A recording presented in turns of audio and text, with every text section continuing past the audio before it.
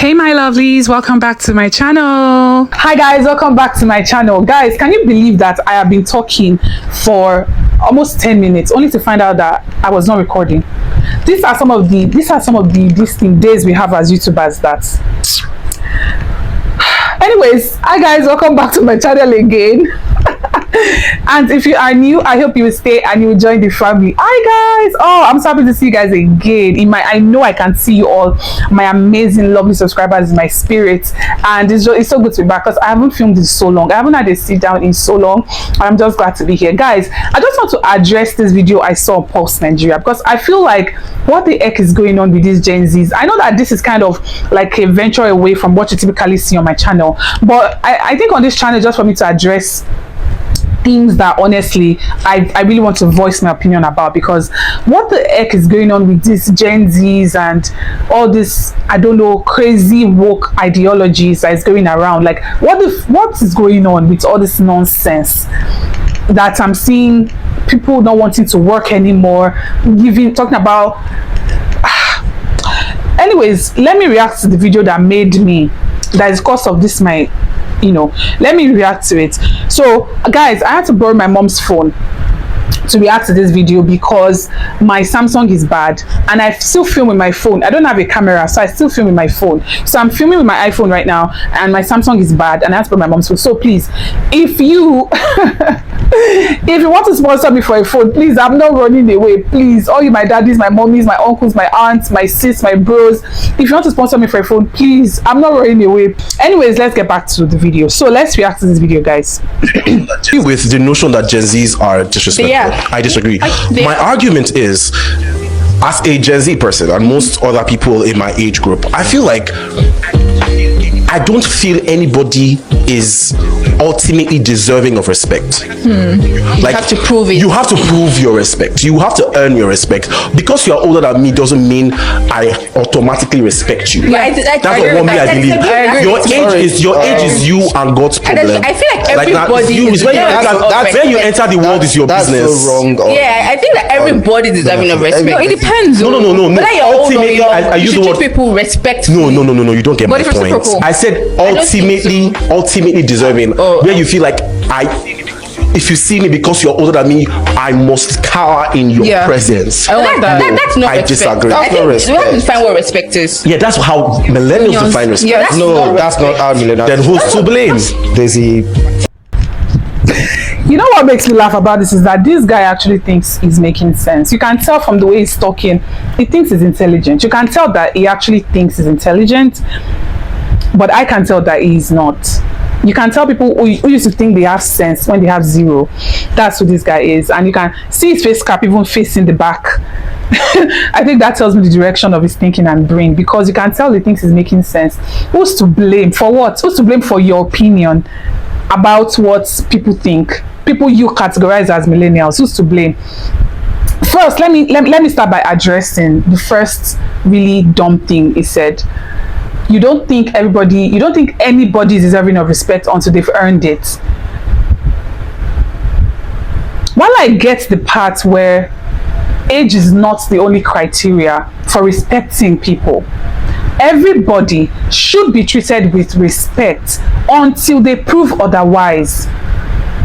Everybody should be treated with respect until they prove otherwise. So you are telling me that, because this is just, I don't understand this woke foolishness coming from us Africans, talking about rubbish of you don't think just because somebody is older than you should respect them until they've proven it, until they've earned it. Imagine saying the time you were born, the day you came into the world is your business. The day you came into the world is your business. Like, what is this? What is this? What is this? There's a lot of reasons why even the Bible encourages respect for elderly people, for older people.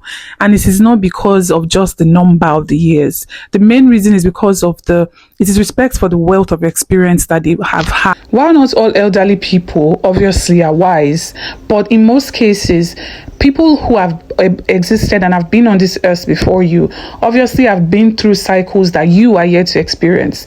And so some things that will seem like mountains to you and all of that, they've been through this. And so that's why it's normal that you learn from their experience. In fact, that is what wisdom is. People who are wise should learn from the experience of others, not from their own mistakes, even though, again, as humans, we would make mistakes. But that is the idea of respecting. It is the wisdom and the wealth of experience that they've had by virtue of having been on this earth before you. And that is why even culturally, we are meant to show respect for those who are older. It is not a sign of not being woke. It is not a sign of cowering in their presence. So I don't know what this foolishness is. So you are in a space now. Somebody comes in that is clearly your father's age, or very much clearly older than you, or let me even say your father's age, comes in. So you are going to wait for him to prove to you that he's worthy of respect before you tell him good morning, sir. Is that what you are telling me? You are going to wait for him to prove to you that he's worthy of a good morning, sir, from you. Or let's say he comes in, is clearly carrying things. Oh, he's an elderly person. You are going to wait for him to prove himself before you assist him with his bags as an elderly person.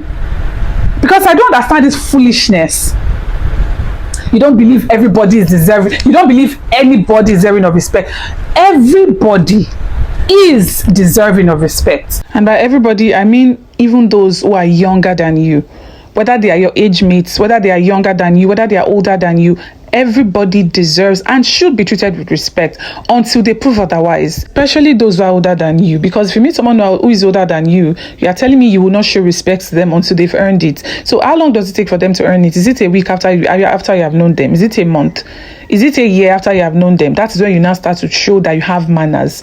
So on first encounter with someone who is older than you, you are going to be a rude, mannerless person because you want to be woke and you don't want to show them respect because they have not earned it. I want them to know it, that you are not going to show them respect even if they are older than you because you are woke. Foolishness. Until they prove otherwise. And what I mean by that is until they start to misbehave, until they start to, act like, until they start to act entitled, let me put it that way. Because truly, just being older than somebody is not enough reason. However, African culture demands that you show respect to those who are older than you. If they start to now misuse, that culture that says you should accord them that respect, then that is different. If they start to misuse it, if they start to misbehave or whatever. But I am not going to wait. If I meet somebody who is older than me, I am not going to wait for them to prove to me that they deserve it before I show respect to someone who is older than me. If it's somebody who is older, I'm going to greet them respectfully. If I meet an elderly person, I am going to greet them respectfully. It is not about cowering in their presence. It is not about feeling like I have to start shaking in my boots because I'm present of that elderly person. It is called being trained. It is called having manners. You can tell that is somebody who feels like, oh, because somebody comes in and is older, it doesn't mean I should stand up and say good morning, sir. That's what he's trying to say. Make it make sense as an African, as a Nigerian. Why are we losing our values? What is this foolishness? How many millennials have you seen who tell you they need you to cower in their presence in order for them to feel respected? Like, we are losing our values as people. Everybody, every single person is deserving of respect until they start to show you that they are not. But at the beginning, you have to show it. So are you telling me if you meet anybody, if you meet an elderly person now, you just look at them? Nothing for you to show them respect, maybe in how you greet them, in how you interact with them. So how long does it take before they earn their respect then? How long does it take before they prove it? So if you meet somebody, you are going to give them a first impression of being a rude, mannerless person that lacks home training just because you want to wait for them to earn their respect. So how long does it take for them to earn their respect?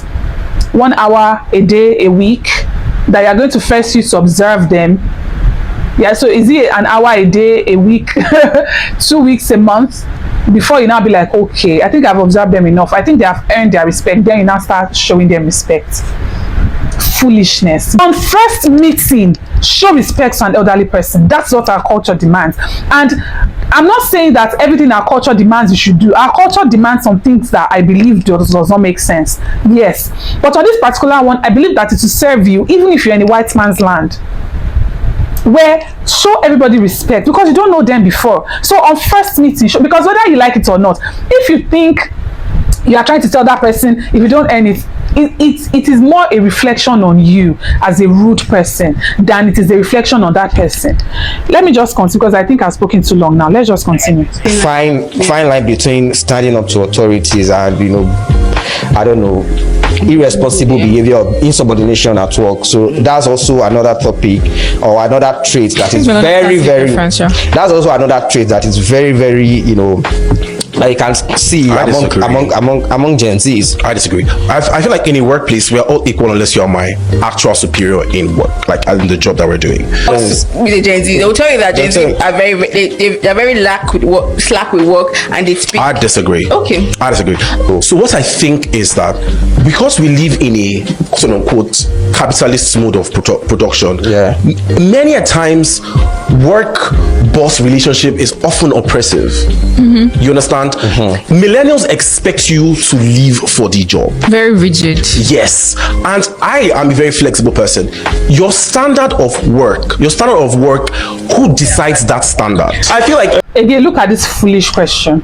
Who decides your standard of work? The person who pays your salary? The person who pays your salary, because this is a very stupid question. So you are telling me that if you are employed to a job, the person who has employed you and who is paying your salary does not get to have a say in the quality of your job, does not get to have a say in the quality of your output. Because what type of dumb question is who gets to determine the standard of work? The person who pays you, of course, your employer determines the standard of work. Again, this does not mean that your employer gets to overwork you. Please, let me make that clear. There are two different things when you're talking about the quality of the job you do and being overworked. That's not what I mean here. It doesn't mean your employer gets to overwork you. It doesn't mean your employer gets to take advantage. But of course, your employer gets to have a say in the standard of the work that you do. So again, this is a question that I don't understand. 9 to 5s, many a times the workplace, especially 9 to 5s, 8 to 4s, are often very oppressive. That the typical Gen Z who has experienced a life of freedom and self-expression wouldn't want to exist there. I was going to say that one thing that millennials lack is an adequate work-life balance. Yes, that's like for them, work is their life. Let me say another thing I've noticed as regards, I don't even care what these stupid labels, Gen Z or whatever, none of my business. Let's talk about younger generation. I have a baby sister who is 18 right now, and I am going to say that one of the things I have in fact noticed, because even though she's my baby sister, I'm like a mom to her, like one of the things that I have noticed, which is honestly a sign of the times we are living, not just a lot of things have turned upside down, and it's reflecting in the younger generations that are being molded by this new system that we are living in, is the fact that there's a different attitude to work. And again, I think it has to do with social media and the fact that now children see people who seem to have a lot of money, they're in private jets, they are driving these huge cars, they are living this really, really flamboyant lifestyle, and they seem to be doing very simple jobs. They seem to just be influencers, they seem to be YouTubers, they seem to be Instagram, TikTok, influencers. And now every young person now believes that, or does not believe in hard work anymore, because now everybody, the idea is, life doesn't have to be that hard, which is true. Honestly, I agree that you should work smarter, not harder. But at the same time, I also notice a much more lackadaisical attitude to work within the younger generation, which I think is mostly influenced by social media, painting this image of fast, everything, like instant gratification where you don't have to actually do a lot of work. A lot of things are being promoted, like all these bets companies, all this MMA. Like there's so much going on now that is giving youth the idea that instant gratification is the way to go, and not actually really, really working. Even though again, I agree with working smart and not hard.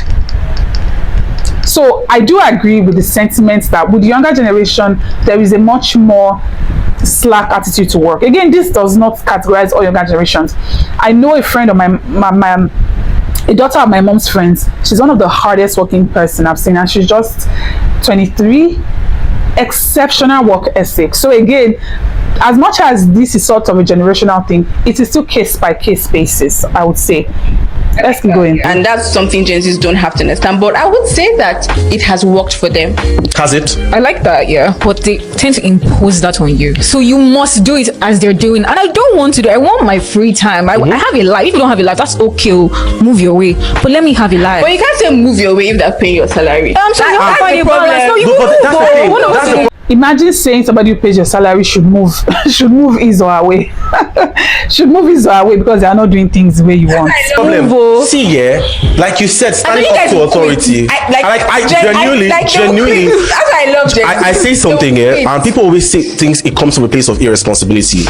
No job is worth my mental health. If you are robbing me of happiness, and my happiness is one of the most important things in my life. Period. If I feel stressed out in a job and you are paying me well, I will leave. This is the favorite part. This is my favorite part of the video that I want to address. Do you see the way that guy in white is laughing? This is somebody that has responsibilities and is just looking at the stupidity of that statement. Now, guys, let me first say that mental health is extremely important, and I don't think very few people understand this as much as I do. I know that only people who have been through it, who have been in that dark place, people who have actually battled depression. And I don't just mean depression from, experiencing things in life, maybe loss of job, bad financial situation and all of this, loss of a loved one. I'm talking about sometimes the clinical depression. I have been through everything, and I know it's kind of vulnerable to be saying that out here, but it's true. So I understand how valuable mental health is. Honestly, it's one of the reasons why sometimes I literally put my phone on focus for a week, because I don't want anybody calling me, because I'm in such a delicate place mentally. I don't want interruption. I get it. But imagine the statement where you are saying, if a job is stressing you, you are going to leave the job. He said if a job is stressing him and the job is paying him well, even if the job is paying him well, he will leave, even if the job is stressing him. Life stresses us and it doesn't pay us. Life is stressful and it doesn't even pay. But you can't up and live the life by jumping into the lagoon. And this is life that stresses you, even though it doesn't pay you. But you have not jumped into the lagoon yet. But you're going to leave a job that stresses you, even though it pays you well. There's a reason why it's called work and not play, not vacation, not relaxation. Work. Work is meant to give you a little bit of stress. Not too much, but work obviously is not meant to be all fun. That's why it is called work. So imagine saying you are going to leave a job that pays you because it stresses you. So work is not supposed to stress you at all. Work is not supposed to stress you at all. I don't understand it, but I think it gets even stupider. There is no such word, but I'm saying it here. It makes the dumbest comments of this whole segment. That is what it makes last. Let's listen to it. And there's one thing I say, work day. But do you think that he will find me? Do you think that's a lack of responsibility? Like, it's not a lack of responsibility. You have 2 children. Do you think you'll do that? You just if I am 40 right now with 2 kids, and I feel oppressed in my job, and I feel like, oh damn, if I leave this job at least for 1 month, there won't be income in my household, I would actually still leave. Do you know why that guy in white was laughing? That guy in white was laughing because this is somebody that has responsibilities. Now, guys, listen. Just imagine the talk. You have 2 kids. You are in your 40s. You have a family. You have a wife. You have 2 kids. You have a family that is depending on you.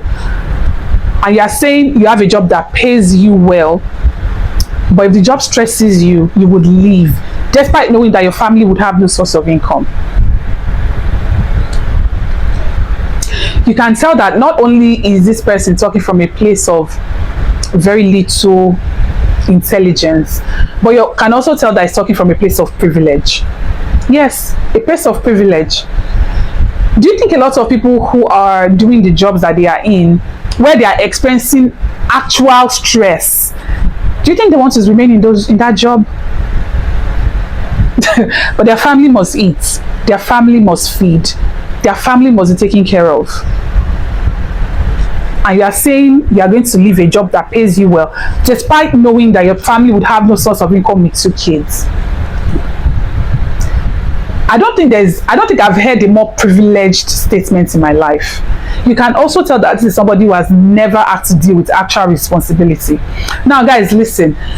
I am not saying that you should stay in it. Guys, I keep saying this. I understand extremely the importance of mental health. You do have the option, if you feel like this work is starting to really, really derail your mental health, you can start to look for a job. You know, start to try to look for a personal, maybe your own personal business that you can do that will not be dependent on anybody, even though doing your own personal business is a different type of beast on its own, but you can venture into that, you know. But look at this guy just talking like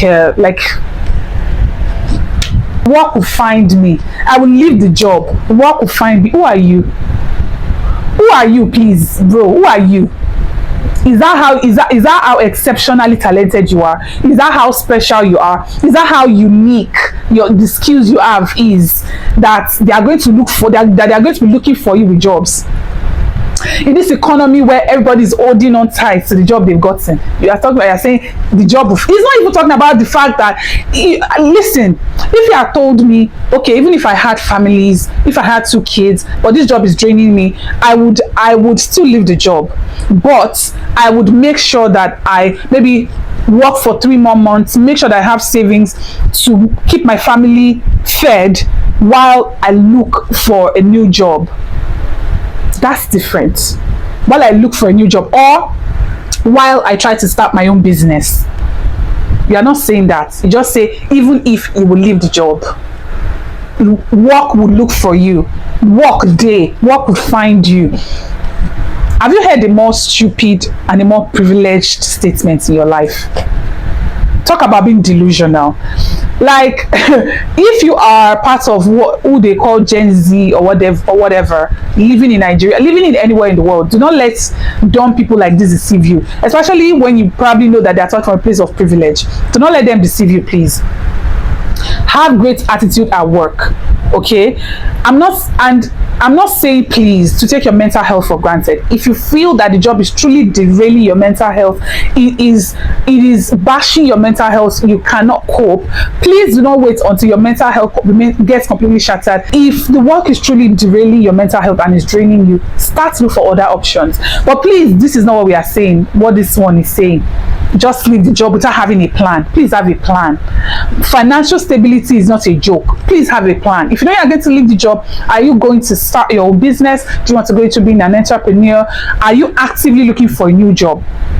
Actively look for a new job while you are on that job, in fact, so that by the time you leave that job, you already know where you are going. You know, sometimes you can be in a position where you cannot even do that. You just want to leave that job to have space. I get it. You can do that.